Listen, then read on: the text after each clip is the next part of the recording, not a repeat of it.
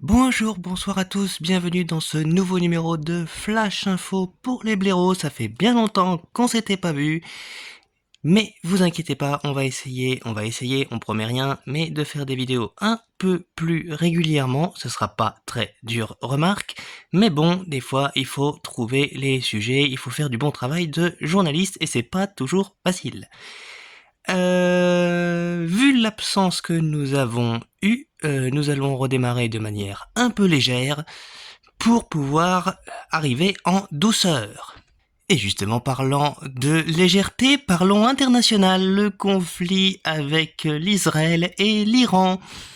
Conflit dans lequel Donald Trump s'est exprimé, pour lequel Donald Trump s'est exprimé, et il a promis de régler l'affaire rapidement, n'excluant pas une entrée en guerre, chose sur laquelle, à peine quelques jours après avoir fait de telles déclarations, il semble déjà un peu moins sûr de lui. On est soldats, on va régler le conflit israélo-iranien. On est soldats, on va régler le conflit israélo-iranien. À la façon de gros bourrins. À la façon de gros bourrins. Hop, hop, hop, hop, hop, hop, hop. Attendez les gars, attendez. Je suis plus aussi sûr de mon coup tout à coup, donc on va dire que je vais leur laisser 48 heures de délai. Enfin, 2 semaines plutôt, 2 semaines. 2 semaines, ça me semble raisonnable. Comment ça 2 semaines? Attends, hier tu voulais qu'on règle le problème. Tu disais que nous les Américains on était capables de régler le problème en 2-2. Ah bah oui, mais j'avais oublié les règles d'usage. Quand on promet une attaque, il faut toujours laisser le temps aux gens de se préparer. Et puis même, quoi, enfin, un peu de fair play. Ouais, donc en fait, c'est comme les conflits ukraino-russes. À chaque fois, tu disais que t'allais régler ça en 2 semaines. Enfin, que t'allais nous permettre de régler ça en 2 semaines, et au final, depuis le début de ton mandat, ça continue toujours, quoi.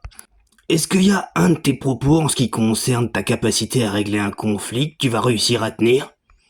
Ah mais justement, si je vous envoie là-bas, c'est pour régler le problème, donc faut vous envoyer au bon moment.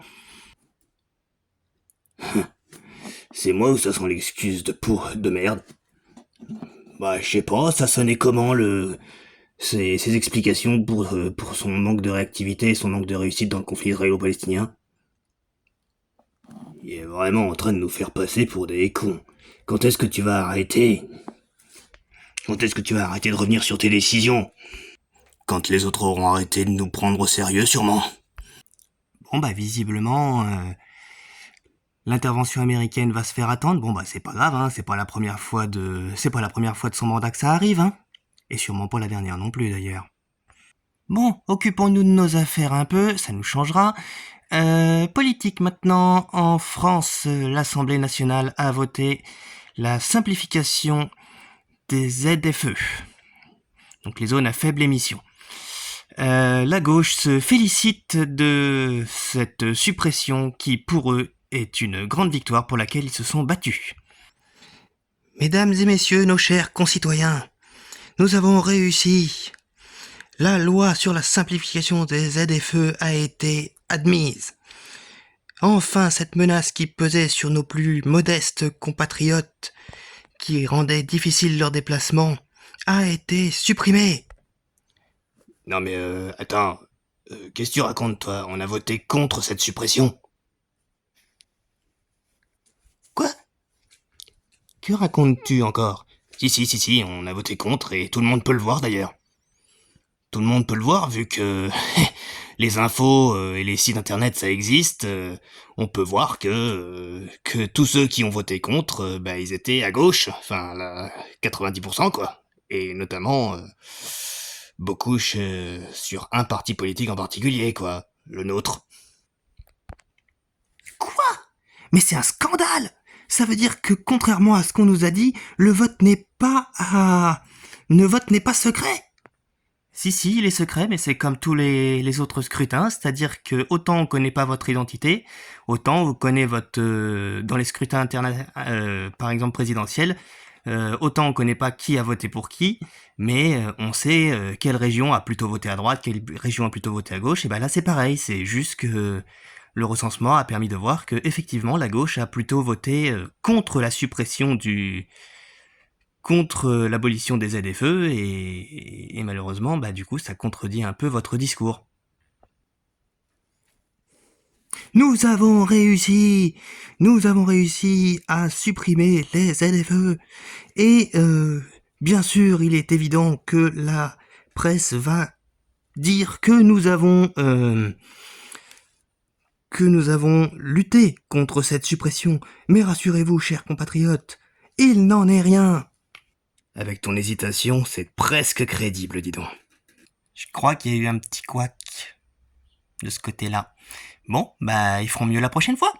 Sport pour terminer, la Coupe du Monde des clubs se poursuit au football et il est à noter qu'hier, que ce matin même, parce que pour nous il était 3h du matin, Botafogo, le club de John Textor, a battu Paris Saint-Germain, chose dont il s'est très probablement félicité. Après tout, ça fait bien un moment qu'il n'avait pas battu le Nasser El Khelaifi.